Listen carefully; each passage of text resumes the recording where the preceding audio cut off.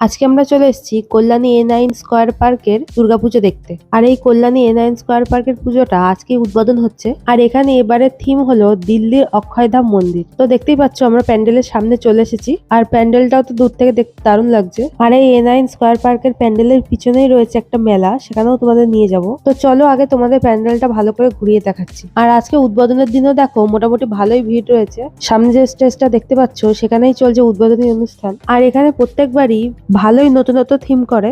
গত বছর করেছিল 4 ধাম। আর এই সাইডটা দেখো একদম লাইন পড়ে গেছে। আমরা আজকে মোটামুটি ঠিক টাইমে এখানে এসে পৌঁছেছিলাম। একটু পরে উদ্বোধনী অনুষ্ঠান শেষ হয়ে গেলে প্যান্ডেলের গেট খুলে দেওয়া হবে। তারপর তোমাদের প্যান্ডেলের ভেতরটাও দেখাবো। প্যান্ডেলের লাইটিং এর জন্য প্যান্ডেলটা বাইরে থেকে খুবই সুন্দর লাগছে দেখতে। আর এইবার দেখো এই পজিশন থেকে এই ভিউটা তো আমার দুর্দান্ত লাগছে দেখতে। তো দেখো আমরা এখানে মোটামুটি আধা ঘন্টার ওপর থেকে ওয়েট করছি।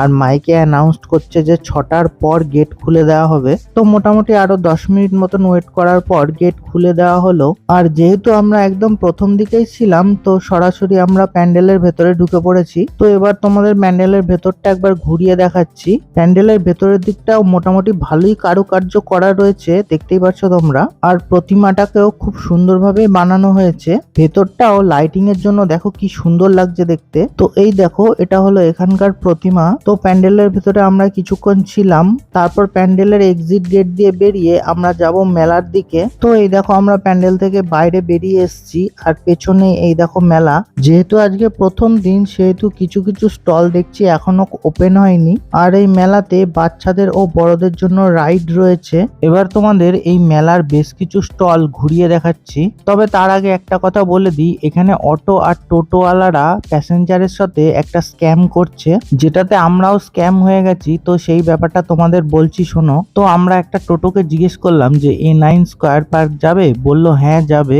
আমরাও উঠলাম আর আমাদের সাথে কয়েকটা প্যাসেঞ্জারও উঠলো। আর নামানোর সময় আমাদের মেন রাস্তার মোড়ে মানে বিদ্যাসাগর মঞ্চের সামনে নামিয়ে দিয়ে বলছে এটাই A9 স্কয়ার পার্ক। কিছুতেই ভেতরে ঢুকলো না, কিন্তু অনেক টোটো অটোই দেখছিলাম যাচ্ছে, কিন্তু আমাদের টোটোওয়ালা গেল না, বলল ভেতরে যাওয়া যাবে না। তো তোমরা যারা এই A9 স্কয়ার পার্কে এসছো তারা নিশ্চয়ই জানো বিদ্যাসাগর মঞ্চ থেকে A9 স্কয়ার পার্কটা কতটা দূর আর কতটা হেঁটে হেঁটে যেতে হয়। তো যাই হোক, আমাদের তো আজ স্ক্যাম হয়ে গেল।